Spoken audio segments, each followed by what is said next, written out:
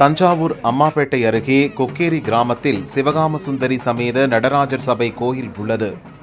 திருப்பணிகள் முடிக்கப்பெற்ற இந்த கோயிலில் கும்பாபிஷேகம் கோலாகலமாக நடந்தது. வேத மந்திரங்கள் முழங்க கலசங்களுக்கு சிவாச்சாரியார்கள் புனித நீர் ஊற்றினர். திரளான பக்தர்கள் தரிசனம் செய்தனர்.